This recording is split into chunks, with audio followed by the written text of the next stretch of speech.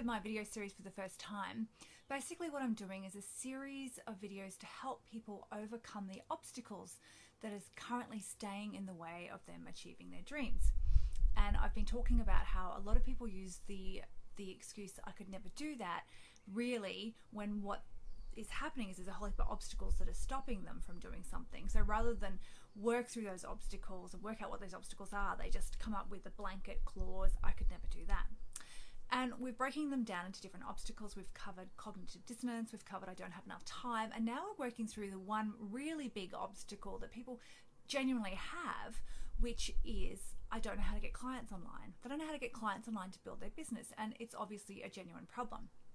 There is a definite mindset element of this as well as a functional element.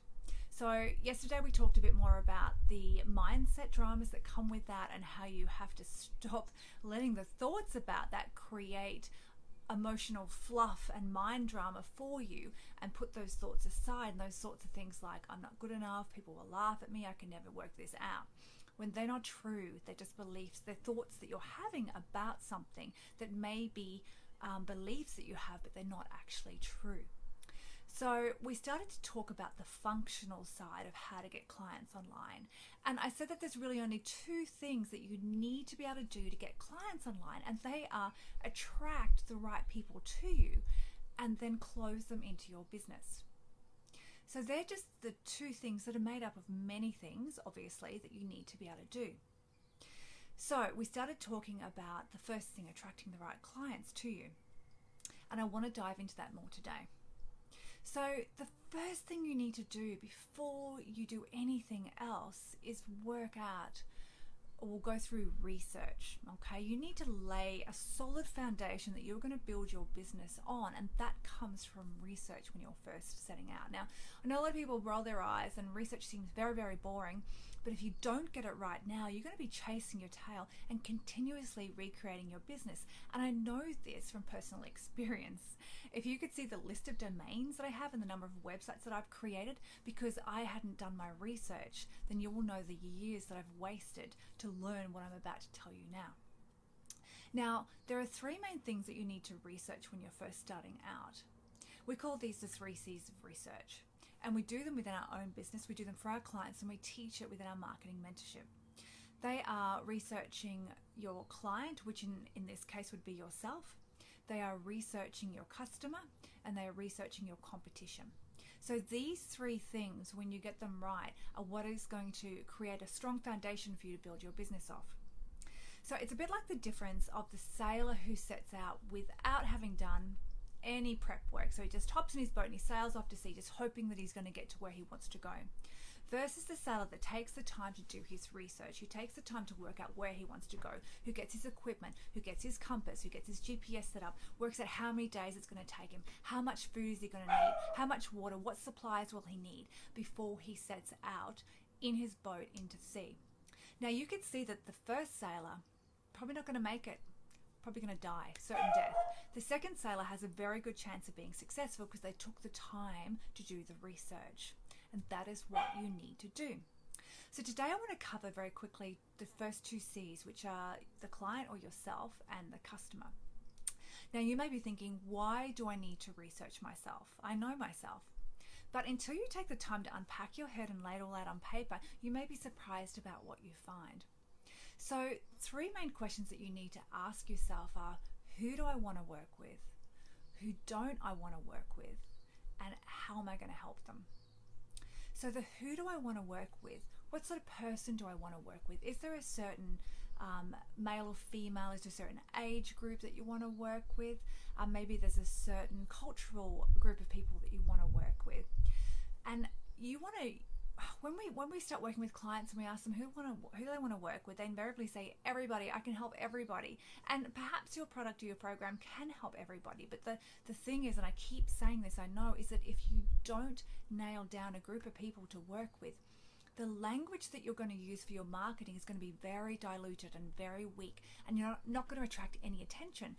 Your language has to be almost like you're yelling at a certain group of people. Everybody, to other people, they won't even notice it. It'll just kind of wash over them. But to the right group of people, if you've done your research, your marketing message will be like a foghorn. yelling out to them and attracting them to you. So you do need to choose. You do need to choose, and don't feel guilty. I know that some people struggle with the guilt of like, oh, I could help those people, but I'm choosing not to. You're not. You're choosing to help a group of people. You're going to be working full time with those people. It's not like you would have time to work with this other group of people that you've chosen not to work with once you get it right. Okay, so don't think of it as choosing not to work with people. Think of it as choosing who to work with. Who do you want to work with?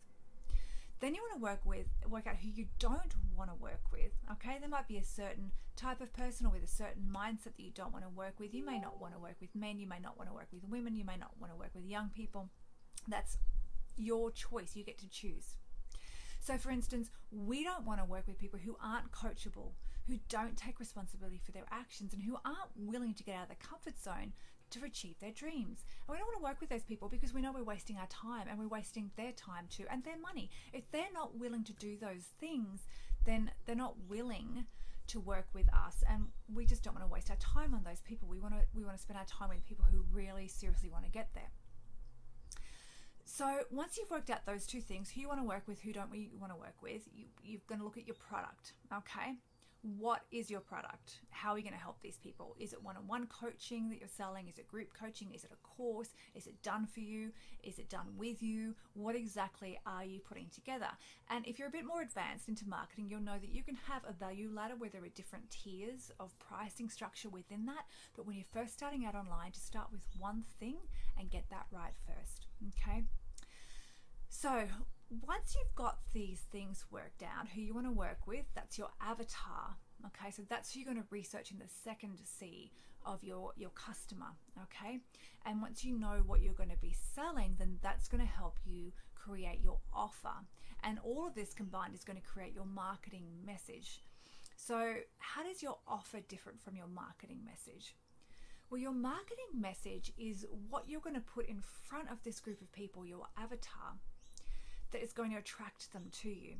Whereas your offer is how you're going to help them. The actual bit more beneficial statements of how you're going to help them. So for instance, our marketing message or our mission statement is, we help coaches and consultants harness the power of marketing so they can create a thriving business and embrace their full potential. So there we're talking about the benefits and the benefits of the benefits. Okay, so the benefits of working with us is that they're going to create a thriving business and they're going to embrace their full potential.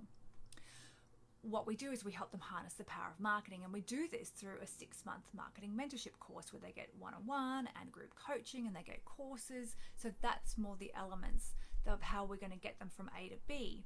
But we want to create a message that is talking directly to them and offering them their dream. We want to take their dream and we want to offer that to them on a platter. So that's why it's really important that you do your research. Once you've worked out who your avatar, that you research them. You research, what are their dreams? What is their B point? Where are they now? Where do they want to be? What level of awareness do they actually have about their problem? That really affects your messaging, the way you put your message to them. And you can, as you get more advanced, you can have different marketing campaigns where you're going after different levels of awareness. So are they unaware of their problem? Are they aware of their problem? Are they aware of the solution? Are they totally unaware of any of it? That's going to it's going to be how you craft your messages in the future. But you want to work out the group of people that you want to work with now. Who are they? What level of awareness are they at? Where are they now? What is their problems that are stopping, their obstacles that are stopping them to get from A to B? Those obstacles are the stepping stones that you're going to give them to get them from their A to B. And you need to work all of this out now so that you can create your message to your market and your offer so that when you put it in front of these people, it's exactly what they need and they can see that. Okay, tomorrow we're going to dive more into your competition. How are you going to research the competition so that you can use that when you're crafting your messages, and also so that when you're laying out your marketing. I hope you have a wonderful day. I hope you're staying safe, and I will see you tomorrow.